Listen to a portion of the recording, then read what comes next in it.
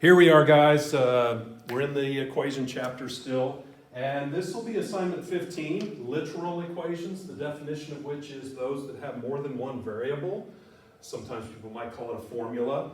So we have this equation here, and it's got several variables. Therefore, it's a literal equation. And as you note there, it is asking us to solve this for the variable p, which means we want to isolate the variable p. So let's go through some things here. And again, if you would please pull out your PowerPoints and your notes for literal equations. So now we're back to talking about simplifying things in terms of clearing fractions, distributing, perhaps combining like terms. So anyway, let's backtrack. Clear fractions? Yeah, there's a fraction here.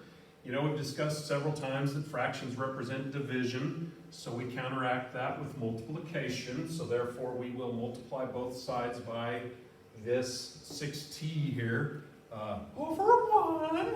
It's upstairs when we introduce it, and hence it cancels on the on the right-hand side.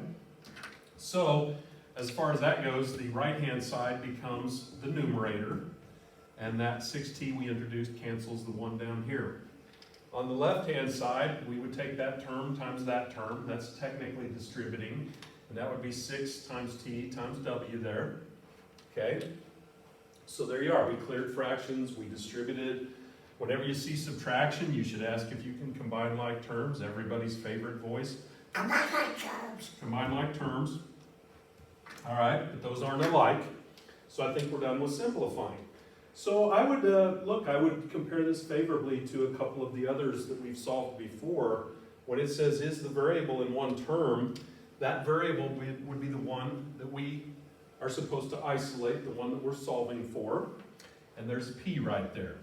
And you look through the equation and you notice this equation only has the variable p in one place. So, yes, that variable is just in one term. And look, what are we going to do? We're going to do the same thing we did on some of the other equations on assignments earlier, assignment 12, assignment 11. We're going to use inverse operations to get that by itself.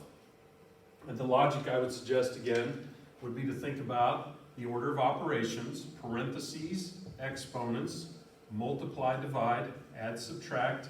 And so we go to that variable p that we're supposed to isolate, and we say, all right, of all these operations over here, which one would be furthest down the list from p? And so here we go, parentheses, exponents, the squared would be an exponent. Multiply, that would be the -8 being multiplied here. Multiply, divide, add, subtract. That 5z is as if it's being added. That's a plus 5z. So the first step would be to move that 5z over by subtracting it. And we then have 6tw minus 5z equals, this is gone over here, -8p squared. Yeah, all right? Inverse operations. And again, we're using the fact that addition and subtraction would get rid of each other. All right? Moving up the ladder here. You always want to identify what's furthest from your variable in the order of operations. So the point would be, if you put a number in for p, for example, the first thing would be to do the exponent, and then after that, multiply by -8. Notice the multiply by -8 was the further down the list. So we'll divide by -8. And those go away. That goes away. So if you transfer this new equation up here, we would then have 6tw minus 5z all over -8 equals p squared. Notice we're just moving our way up this order of operations here. And we just use the fact that multiplication and division get rid of each other. Inverse operations. All right? We've talked about it before. What math operation gets rid of a power? A radical. Specifically, what kind of radical would get rid of squared? Because remember, we're trying to get p by itself. Square root. All right? So we apply a square root to both sides. Now be careful here. You want to make sure you apply that square root to the entire fraction over here, not just the top. Be careful on that. That's a thing that I see frequently. So make sure you put that square root over the top of that whole thing. And that square root will get rid of the squared and leave p by itself. And we'll have p equals this. Now, typically in math, instead of putting math expression equals p, we'll switch sides here. it's okay to do so.